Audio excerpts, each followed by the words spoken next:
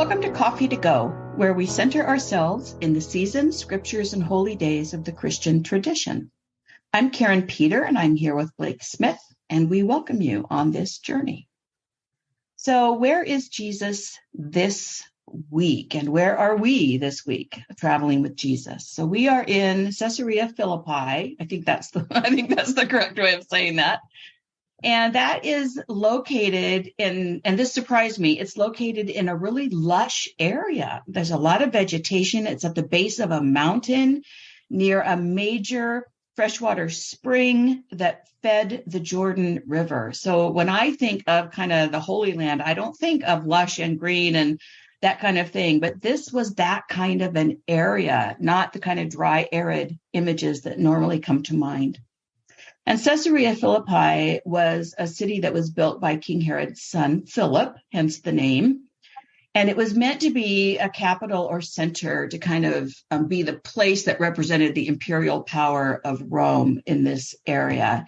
And because of that, it contained multiple Roman shrines, and there were temples and all kinds of things. It was this kind of majestic ode to the power of imperial Rome. But it was also a good place to rest if you're on a journey. The spring water, the shade, all of those things. So stopping here in this restful place, you are actually in a place where the blatant power of Rome stands in stark contrast to the message of Jesus that we've been experiencing on this journey, and the peaceable reign of God that Jesus proclaims. You have this giant imperial, powerful images and this idea of the peaceable reign of God in stark contrast. So I'm trying to wrap my brain around that as we are in Caesarea Philippi. So Blake, let's hear what happens here. All right. Our text comes today from Matthew chapter 16, the 13th through the 20th verses. Now, when Jesus came into the district of Caesarea Philippi, he asked his disciples, "Who do people say that the Son of Man is?" And they said, "Some say John the Baptist, but others say Elijah, and still others Jeremiah, or one of the prophets." And he said to them, "But who do you say that I am?" Simon Peter answered, "You are the Messiah, the Son of the living God." And Jesus answered him, "Blessed are you, Simon, son of Jonah, for flesh and blood has not revealed this to you, but my Father in heaven. And I tell you, you are Peter, and on this rock I will build my church, and the gates of Hades will not prevail against it. I will give you the keys of the kingdom of heaven, and whatever you bind on earth will be bound in heaven, and whatever you loose on earth will be loosed in heaven." Then he sternly ordered the disciples not to tell anyone that he was the Messiah. So here we've got Jesus. He's been on this journey. He's been teaching and preaching and healing and feeding. And many of the times it's in the midst of a controversial environment. And these things are quite miraculous. And then all of a sudden he stops, and I kind of imagine a casual conversation. "Hey guys, what are people saying about me?" And they have a list, because it's easy to talk about what other people think and what you're hearing and that kind of thing. And then he kind of turns it and he says, "But who do you say that I am?"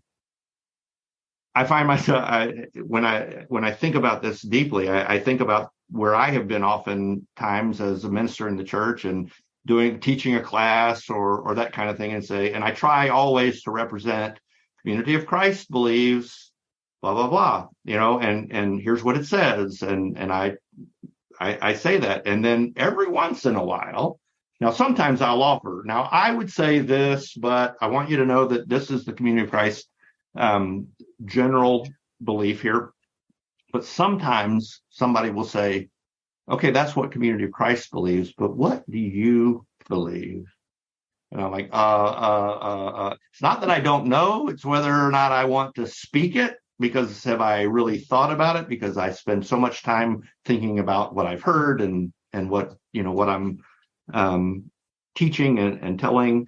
So this question of who do you say that I am is one to ask ourselves. And it's important to me, I think, because what I've found over the years is that it's easier to stand for something or to work towards something that you believe in.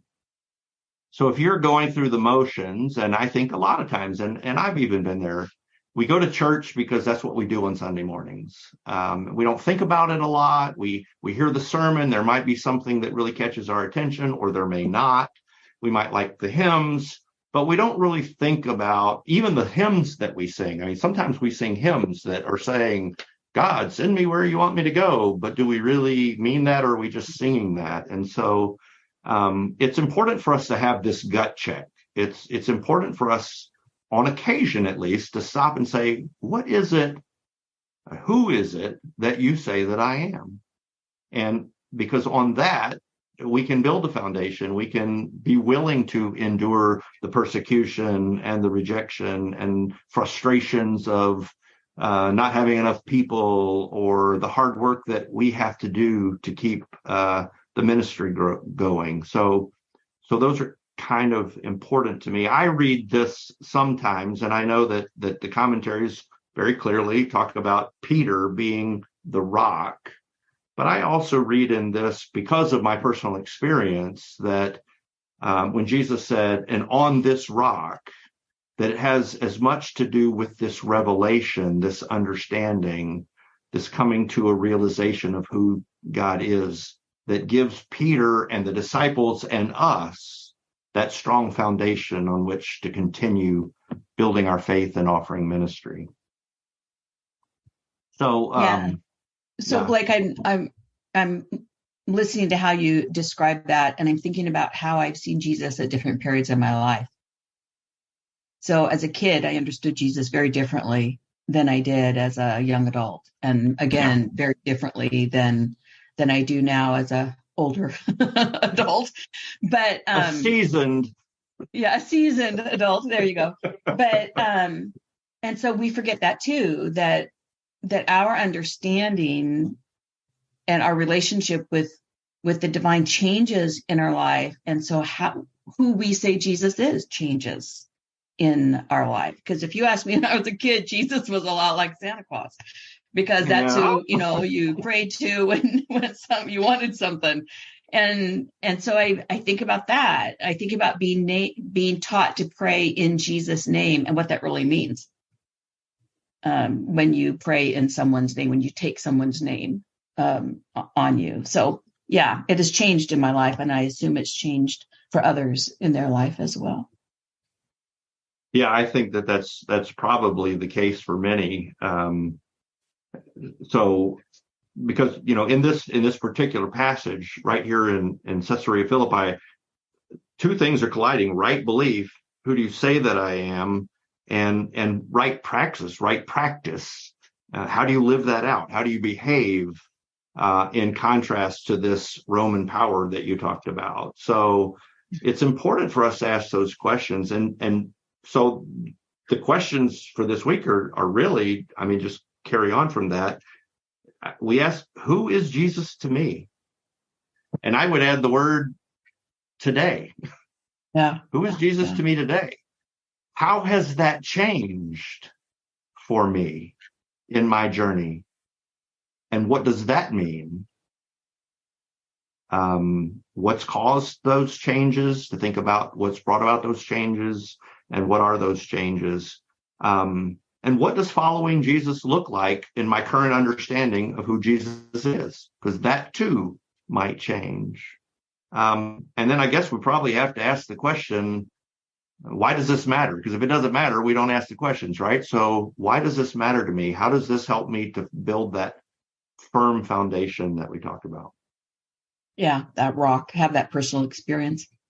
So this keeps revolving in my head when we talk about belief, and that is believing things about Jesus. Well, I believe Jesus is the Son of God. I believe in virgin birth. I believe in all the things you kind of hear, bantered around. Is that the same thing as following Jesus? Is believing about Jesus the same thing as believing in Jesus? So to me, those are very different ways of looking at it. That in itself is a great question. So this week, as we think about this passage, who do you say that I am? Who is Jesus to you? So this week, as you engage with others, think back on those interactions and think about, how do your interactions align with how you understand the message and ministry of Jesus? Are you acting in the way of Jesus? Are you believing in the way of Jesus, the ministry and message of Jesus?